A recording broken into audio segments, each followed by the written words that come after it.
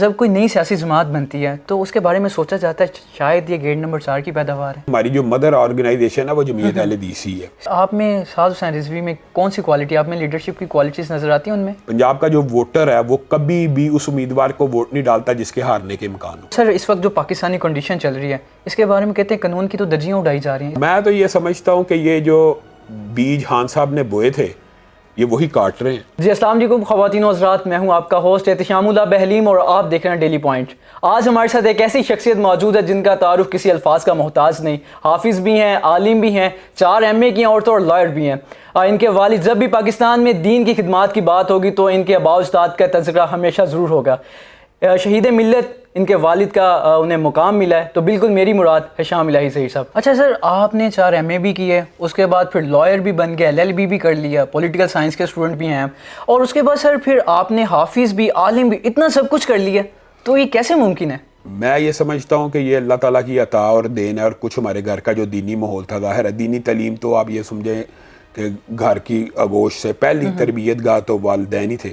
دینی تربیت کا رجحان ادھر سے ہی بڑا، پھر اس لیے دینی تعلیم حاصل کی. وہ ایک لمبی چوڑی ہے، تفصیلی بات ہو جائے گی. حفظ کیا، دین کی تعلیم حاصل کی، مدینہ یونیورسٹی چلا گیا، 5 MA کیے اور اس کے بعد میں نے LLB بھی کیا اور الحمدللہ یہ سارے MA جو ہیں یہ پنجاب یونیورسٹی سے ہیں. اچھا سر، آپ کے والد صاحب ایک بڑا نام ہے، جب بھی کوئی تذکرہ ہوگا ان کے نام کے بغیر تو بالکل ناممکن ہے. تو سر انہوں نے تحریک استقلال میں وہ بہت ٹائم جس وقت وہ تھے اس وقت 1972 میں وہ پاکستان کی دوسری پاپولر جماعت ہوا کرتی تھی. اس کے بعد پھر ہم نے دیکھا انہوں نے جماعت اہل حدیث بنا لی، جمعیت اہل حدیث. اور تیسرے نمبر پر سر اب آپ ایک نیا رخ دے رہے ہیں، دفاع اسلام و پاکستان بنا رہے ہیں. تو سر کیا اس کا کوئی ڈیفرنس ہوگا؟ کیا اس کا لب لباب کیا ہے اس جماعت کا؟ بنیادی طور پہ والد صاحب نے جو تحریک استقلال میں جو شمولیت کی تھی اس کی بھی وہی وجوہات تھیں جو میں سمجھتا ہوں کہ میری تحریک بنانے کی ہیں. تو والد صاحب نے الحمدللہ اس کے جنرل سیکرٹری بھی رہے اس وقت، پاکستان کی دوسری پاپولر جیسے آپ نے کہا جماعت بھی تھی، لیکن بالآخر وہ جمعیت اہل حدیث بھی انہوں نے بنائی. تو میں نے جو تحریک دفاع اسلام و پاکستان بنائی ہے، آپ یہ سمجھ لیں کہ ہماری جو مدر آرگنائزیشن ہے وہ جمعیت اہل حدیث ہی ہے. صحیح ہے. اور میں یہ سمجھتا تھا ذاتی طور کے اوپر کہ جو ہمارے سیاسی ڈفرینسز ہیں کچھ ہماری اپنی قیادتوں کے ساتھ، تو ان کو ڈسٹرب کیے بغیر لوگوں کی جو میرے سے محبت ہے، بنیادی طور پہ آپ یہ دیکھیں، مثال دے رہا ہوں کہ میں تحدیث نعمت کے طور پہ اس میں اللہ ہی کا شکر ہے کہ ٹویٹر کے اوپر ہمارے مسلک کے اندر سب سے زیادہ فالورز میرے ہیں. جب کوئی نئی سیاسی جماعت بنتی ہے تو اس کے بارے میں سوچا جاتا ہے شاید یہ گیٹ نمبر 4 کی پیداوار ہے. یہ آپ کے بارے میں بھی سوچا جاتا ہے؟ یہ بعض لوگوں کا یہ خیال ہوتا ہے کہ جماعتیں صرف گیٹ نمبر 4 سے پیدا ہوتی ہے. اس بات میں کسی حد تک صداقت ہوتی ہے. اکثر آپ جماعتوں کو دیکھتے ہیں کہ ادھر کی پیداوار ہے، لیکن میرا خیال یہ ہے کہ مذہبی جماعتیں سب سے کم ایسی ہوں گی جن کے اوپر یہ ایلیگیشن لگتا ہے کہ وہ وہاں کی پیداوار ہے. وجہ اس کی سن لیں. مثال دے رہا ہوں، میرے والد صاحب ہیں، ساری زندگی اینٹی اسٹیبلشمنٹ سیاست کی ہے. اس دور میں مولانا فضل الرحمان اور میرے والد صاحب اینٹی ضیاء الحق تھے، تو گیٹ نمبر 4 کی پیداوار کیسے ہو سکتا ہے؟ میری جب تحریک کا یا آپ سمجھ لیں پاپولیرٹی کا سمجھ لیں، میں نے یہ جو پچھلا آمریت کا جس کو میں دور کہتا ہوں، خان صاحب کا دور، وہ پورا ہم نے پرچوں میں، مصیبتوں میں مذہبی طبقے نے گزارا ہے. پورے میں اپنی بات نہیں کرتا، میرے پہ تو شاید خان صاحب کا ہاتھ کچھ ہلکا تھا کہ ہمارے پرانے کچھ تعلقات تھے، لیکن پاکستان ہاتھ ہلکا نہیں تھا ان کے خلاف. تو پھر آپ نے تو یہ بھی کہا کہ کوئی مولوی پسند نہیں کرتا خان کو. میں تو یہ سمجھتا ہوں کہ اجماع امت ہے خان صاحب کے خلاف، علماء سارے متفق رہے ہیں. اس کی وجہ میں بیان کر رہا ہوں اب، کیونکہ خان صاحب نے مذہبی طبقے کو بڑا پیسا ہے اور خان صاحب نے اس طبقے کو کہا میڈیا کے اوپر، آسیہ ملونہ کی رہائی کے وقت کریڈٹ لیا پہلے بار کے میڈیا کے، میں نے چھوڑا ہے، اور پھر کہا ایک چھوٹا سا طبقہ میرے خلاف احتجاج کر رہا ہے. تو انہوں نے مسلمانوں کے جذبات کے ساتھ کھیلا. ایک واقعہ نہیں ہے، متعدد واقعات ہے اور پورے پاکستان کے کسی بھی، میں اپنی بات نہیں کرتا، چلیں بعض لوگ کہتے ہیں کہ یار ان کا کوئی پرسنل، میرا ان کے ساتھ کیا پرسنل معاملہ ہونا ہے. ہماری تو ایک دور میں بڑی دوستی بھی رہی ہے، گپ شپ بھی رہی ہے، لیکن پاکستان کے کسی مذہبی رہنما سے جو تحریکی ہو، جو میدان میں کام کرتا ہو، پوچھ لیں. اس کے اوپر خان صاحب کے دور میں پرچے ہوئے ہیں، مقدمے ہوئے ہیں، سنب کیا گیا، مسجدوں کے اکاؤنٹ بند ہوئے ہیں، مدارس کے اکاؤنٹ بند ہوئے ہیں. کس آڑ میں؟ FATF کی آڑ میں. سر آپ کہتے ہیں کہ عمران خان کے ساتھ کوئی مولوی نہیں ہے طبقہ، تو ہم نے دیکھا مولانا طارق جمیل صاحب بھی ساتھ ہمیں، اور اس کے بعد وہ مولانا ایک ہے سلطان علی باہو، وہ بھی وہ خان صاحب کو بہت پسند کرتے ہیں. اس کے علاوہ شرکپور والے بہت پسند کرتے ہیں. تو آپ نے کیسے کہہ دیا کوئی عالم پسند نہیں کرتا؟ میں آپ کو ایک بات بتاتا ہوں، آپ نے جن لوگوں کی مثالیں دی ہیں نا، یہ اکا دکا استثنائی مثالیں تو آپ کو پوری دنیا میں مل ہی جائیں گی. آپ یہ دیکھ لیں کہ دیوبندیوں کی تمام पॉलिटिकल पार्टीज के, आप समझ लें उनमें से देवबंदियों के अंदर जो पॉलिटिकल पार्टीज के सबसे बड़े हेड कौन है? मौलाना फजल रहमान, एंटी इमरान खान थे। अहले हदीसों में कौन है? या इब्तिसाम भाई हैं, या साजिद मीर साहब है, या हम हैं, एंटी इमरान खान थे। बरेलवियों के अंदर मौलाना नूरानी के बेटे वैस नूरानी, हादम रिजवी साहब, खुद उनका बेटा साद रिजवी। मेन स्ट्रीम पॉलिटिक्स की बात होती है, मेन स्ट्रीम जितनी अहले हदीसों की, बरेलवियों की, देवबंदियों की नुमाइंदा जमातें थी, उनमें से बताएं कोई एक बंदा। हाँ, किसी आलम दीन का, तारक जमील साहब का, ये कोई जमाती फैसला नहीं है। ये बात भी एक बंदे की ज़ाती पर्सनल राय हो सकती है, इस तरह किसी एक गद्दी वाले की पर्सनल राय हो सकती है। आप उसको इजमाए उम्मत के खिलाफ नहीं करार दे सकते। सर तकरीबन कोई लास्ट वीक हमने एक आपकी ट्वीट देखी तहरीक लब्बैक साद हुसैन रिजवी के साहब के बारे में, कि आपने कहा कि उनके साथ कोई टेलीफोनिक रब्ता हो रहा है। क्या आप करने की कोशिश कर रहे हैं या वो भी कर रहे हैं, या कंबाइन कोई हो रहा है? बुनियादी तौर पर जुम्मा मैंने पढ़ाया और जुम्मे के फ़ौरन बाद हमारे एक मुश्तरका दोस्त हैं तारक साहब, सही है, उनके मोबाइल से कॉल आई और उन्होंने मुझे कहा कि साद रिजवी साहब बात करेंगे। मैं अचानक मुझे यानी आप समझते हैं ना, बंदा बिजी होता है, मैं उस वक्त ज़हनी तौर पे अलर्ट नहीं था, मैंने नहीं पहचाना कि साद रिजवी साहब कौन। फिर उनके साथ जब 15-20 सेकंड गुफ्तगू हो गई तो मैंने कहा साद रिजवी साहब बोल रहे हैं। उन्होंने कहा आप ज़ाहिर है। फिर हमारी बात हुई तो बुनियादी तौर पे वो हमारे एक मुश्तरका दोस्त ने बात करवाई और बड़ी तफसीली गुफ्तगू हुई। उनमें बाद बड़े हसास नौइयत के मामलात थे। 2 मामलात तो थे जो मैं पब्लिकली बता सकता हूँ और बाद ऐसी बातें हैं जो इस वक्त पब्लिकली करना मुनासिब नहीं है। उन्होंने मुझे अपने पास आने की दावत दी, मैंने उन्हें यहाँ पे आने की दावत दी। फिर यही तय पाया कि ये जो मुलाकात है बहरहाल इसको हम पेंड करते हैं। तो इंशाल्लाह मेरी तरफ से भी उनको दावत मौजूद है, उनकी तरफ से भी मुझे मौजूद है, लेकिन हम ये समझते हैं कि ये हम जो मुलाकात है इस तरह एक दूसरे के, आप ये समझ लें गुड जेस्चर के तौर पे, अगर एक दूसरे के साथ हम जो असूली बातें हैं, यहाँ पे मिसाल दे रहा हूँ, उनके भी कुछ हो सकते हैं मुतालबात, मेरे भी कुछ हो सकते हैं। तो रमज़ान के बाद इंशाल्लाह हमारी मुलाकात तो होगी, इंशाल्लाह होगी। पॉजिटिव मुलाकात, मैं तो ये समझता हूँ कि ये एक ब्रेक थ्रू है और पॉजिटिव मुलाकात ही रहेगी। और मैं बुनियादी तौर पे पहले से इस बात का कायल हूँ, ये भी मैं आपको बात बता दूँ। सिराजुल हक साहब हों, जवेद कसूरी साहब हों, वकास भट्ट साहब हों, मैं उनको मुतअद्दिद मरतबा बराह रास्त बिलवास्ता बराह रास्त भी पैगाम देता हूँ कि आप कभी भी मुआशरे में पाकिस्तान के अंदर तब्दीली नहीं ला सकते तनहा कोई मजहबी जमात, पंजाब खास तौर पे, मैं KPK की बात नहीं करता, पंजाब का जो माहौल है ना, पंजाब का जो वोटर है वो कभी भी उस उम्मीदवार को वोट नहीं डालता जिसके हारने के इम्कान हो। मैं तो ये तहरीक लब्बैक को भी कहता हूँ, जमात इस्लामी को भी कहता हूँ कि आप तनहा अगर परवाज करते रहेंगे तो कामयाब नहीं हो सकेंगे। हमें देखें, ये कौन बंदा बात कर रहा है जिसको ये प्रॉब्लम नहीं है।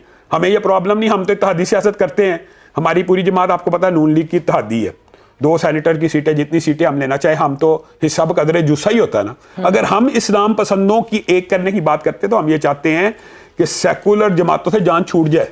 सेकुलर, अगर मिसाल दे रहा हूँ, ये नहीं मिलेंगे तो फिर मौलाना फजल रहमान या हमें फिर सेकुलर पार्टीज के साथ इत्तेहाद करना पड़ेगा ना। ऑब्वियसली ये बात ऑब्वियस है।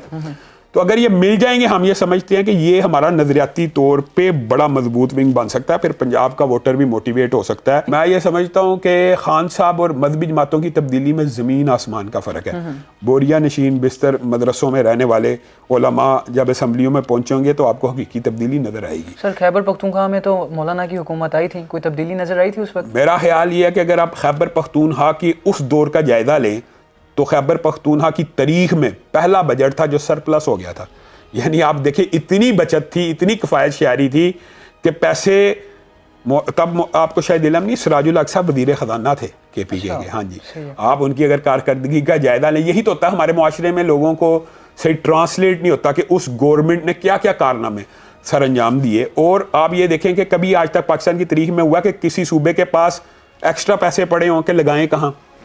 सूबे तो मकरूज होते हैं। तो ये हाँ, तो फिर सिराजुल हक साहब के दौर में ये वक्त भी अल्हम्दुलिल्लाह ईमानदारी से, इमानत और दियानत से आया, लेकिन इसको अवाम में ट्रांसलेट नहीं किया गया। मिसाल दे रहा हूँ, औरत मार्च निकल रहा है, क्या इसके ऊपर किसी अहले हदीस देवबंदी बरेलवी का इख्तलाफ है? बेहियाई के ऊपर, जना के ऊपर, डकैती के ऊपर, चोरी के ऊपर, फाशी और यानी सूद, मुश्तरकात के ऊपर तो मजहबी जमातों को एक होना चाहिए। तो एक होना ही होगा, मेरा ये विजन है। नहीं होंगे तो फिर हर बंदा अपनी किसी सेकुलर पार्टी के साथ इत्तेहाद कर लेगा। आप में साद हुसैन रिजवी में कौन सी क्वालिटी, आप में लीडरशिप की क्वालिटीज नजर आती हैं उनमें?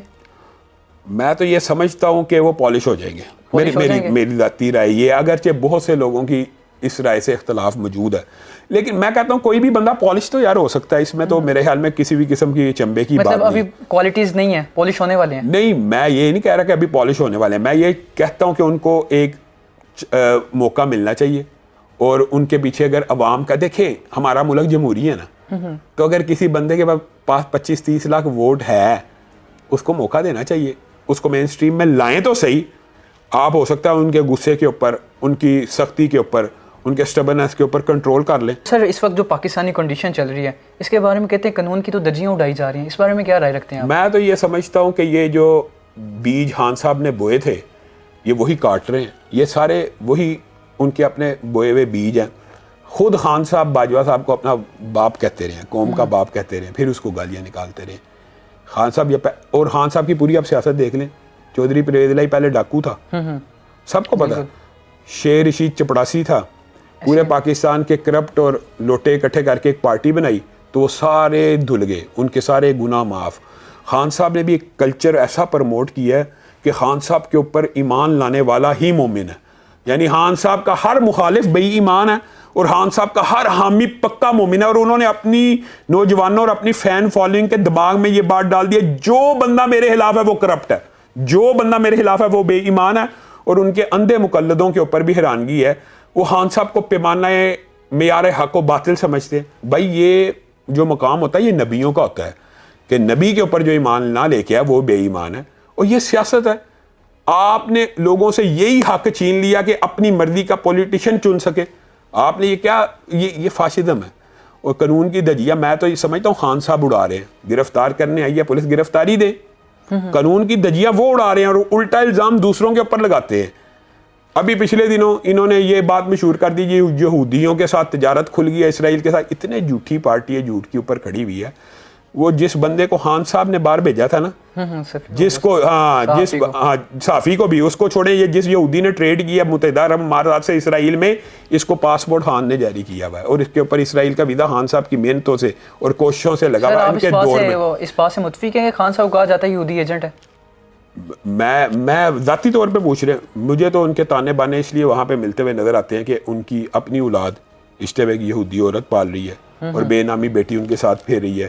اور ڈاکٹر اسرار حکیم سعید کے مضامین سے بھی اس بات کا ادراک ہوتا ہے کہ بہرحال یہ ایک لابی ان کے پیچھے. آپ یہ دیکھیں انہوں نے وہاں پہ مسلمان کے مقابلے میں یہودی کی حمایت کی ہے, اور پوری جب بھی ایسا کوئی معاملہ ہوتا ہے ان کو یہودی ریسکیو کرنے آتے ہیں. تو بہرحال ان کے تانے بانے. فنڈنگ بھی ہو رہی ہوگی آپ کے نزدیک؟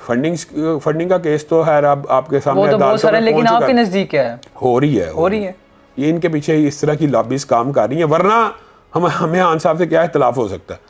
یہی تحفظات ہیں اور یہی اختلاف ہیں سارے کے سارے. اور میں یہ سمجھتا ہوں خان صاحب کی جو سیاست ہے اس کا جنازہ نکل چکا ہوا ہے. اور وہ سر وہ کہہ رہے ہیں کہ پی ڈی ایم کا جنازہ نکل چکا ہے. میں بہرحال پی ڈی ایم کا اسپوکس مین تو نہیں ہوں, لیکن میں آپ کو جو اپنی رائے بتا رہا ہوں کہ خان صاحب جتنا مرضی کوشش کر لیں, جتنا مرضی زور لگا لیں, ایک دفعہ بندہ مر جائے تو دوبارہ زندہ نہیں ہوتا. تو خان صاحب کا تو جنازہ نکل چکا. اور یہ جو اسٹنٹ آپ کو نظر آ رہے ہیں, الیکشن ہو رہے ہیں, یہ میری ذاتی رائے یہ ہے کہ الیکشن بھی نہیں ہوں گے. آپ کو لگتا ہے کہ جان کو خطرہ ہے خان صاحب کی کو؟ وہ تو بار بار کہہ چکے ہیں کہ میری جان کو جو پولیٹیشینز ہوتے ہیں ان کو خطرہ تو ہوتا ہی ہے, لیکن اگر میری ذاتی آپ رائے پوچھے کہ یہ جو پہلے حملہ ہوا یہ اس معاملے میں یہ حملہ وغیرہ سارا مجھے مشکوک نظر آتا ہے. واللہ خود ہی کروا لیا, مشکوک نظر آتا ہے. نہیں کیا لگتا ہے خود ہی کروا؟ میرا خیال ہے کہ اتنے زخمی نہیں تھے جتنی دیر پلستر ٹانگ پہ باندھی رکھا. وہ پلستر بدلتا بھی رہا ہے, اتنی دیر زخمی نہیں رہے. بہرحال کوئی نہ کوئی مسئلے میں سر خان صاحب کی تو بات ہو رہی ہے, اور ہم ان کی اپوزیشن پارٹی نواز شریف کے بارے میں آپ کیا رائے رکھتے ہیں؟ ان کے خلاف کبھی نہیں سنا کہ آپ نے ان کے خلاف کوئی بیان دیا ہو؟ سب سے پہلے میرے خیال میں ختم نبوت کے جو ترمیم ہوئی تھی, سب سے پہلا لاہور کا دھرنا ہمارا تھا. آپ کو شاید یہ یاد نہیں ہے, تب نواز شریف کی حکومت تھی, اور جب یہ بات آئی تھی کہ اسمبلی میں ترمیم ہوئی, سب سے پہلے دھرنا ہم نے دیا. سیکولر پارٹیز جو ہوتی ہیں نا مذہبی جماعتوں کے نظر میں پہلے بھی آپ کو کہہ چکا ہوں, سیکولر پارٹیز ایک جیسی ہوتی ہیں, اور سیکولر پارٹیز میں سے اپنی مرضی کی اتحادی پارٹی چننے کا انتخاب مذہبی جماعتوں کو بھی ہوتا ہے, اور پاکستان کے ہر عوام کو یہ حق حاصل ہے اپنی مرضی کا پولیٹیشین چنے. یہ جو فاشزم ہے نا کہ نہیں بس مجھے چننا ہے, یہ اگر نواز شریف صاحب میں بھی ہو, عمران خان صاحب میں بھی ہو تو غلط ہے. یہ بتائیں کہ سر اگر ٹی ایل پی آپ کے ساتھ اتحاد نہیں کرتی, جو اس ہیں بھی مذہبی جماعتیں وہ نہیں کرتی, اگر آپ کے سامنے دو آپشنز ہوں, ایک طرف پاکستان تحریک انصاف اور دوسری طرف پی ایم ایل این ہو, تو آپ کس کو پرائرٹی پہ رکھیں گے؟ تو میں اگر مثال دے رہا ہوں مذہبی جماعتوں کا اتحاد ہی نہیں ہے تو ہمارا اتحاد تو پھر نیچرل ہے کہ دائیں بازو نون لیگ مسلم لیگ کے ساتھ ہوگا. وہ تو ظاہری بات ہے, وہ تو آلریڈی اس ٹائم ہماری جماعت کے 2 سینیٹر آپ کو پتا موجود ہیں, تو پھر وہ تو وہ تو اس وقت بھی ہم اتحاد میں ہی ہیں سمجھے, اگرچہ ہم پی ڈی ایم میں فعال نہیں ہیں, اور یہ ہماری جماعتی پالیسی ہے کہ ہم نے اس مہنگائی کا ساتھ نہیں دینا. یہ جو قیمتیں بڑھی ہیں اس کا, یہ ہماری ایک جماعتی پالیسی ہے کہ ہم پی ڈی ایم میں اس طرح فعال اور متحرک نہیں ہیں, نہ ہم پی ڈی ایم کے دیکھیں اسپوکس مین ہیں. لیکن اگر مذہبی جماعتوں کا اتحاد نہیں ہوتا تو ہمارا نیچرل الائنس, یا تو ہم انڈیپینڈنٹ لڑیں گے, ہم بھی انڈیپینڈنٹ ہو جائیں گے. تو اگر اتحاد کرنا ہوگا مسلم لیگ سے ہوگا, ورنہ انڈیپینڈنٹ بھی ہو سکتا ہے, یہ تو جماعت فیصلہ کرے گی. سر تو اب پاکستان کو آپ کس طرف جاتے ہوئے دیکھ رہے ہیں اور اس کے کیا سلوشن ہے؟ میں تو یہ سمجھتا ہوں کہ پاکستان دین کی بنیاد پہ بنا اور دین ہی اس کا سلوشن ہے, اور پاکستان کی جو جا رہا ہے وہ بہرحال بہت زیادہ تشویشناک حالات ہے, لیکن نا امیدی نہیں ہے, انشاءاللہ اللہ بہتری کرے گا. سر بہت شکریہ, آپ نے قیمتی ٹائم دیا. ہمارے ساتھ موجود ہے شام الہی ظہیر صاحب, جن کا جتنی بھی باتیں کریں گے باتیں کم, ٹائم ختم ہو جائے گا لیکن باتیں ختم نہیں ہوگی. تو اپنے میزبان کو دیجیے اجازت. اللہ حافظ, فی امان اللہ.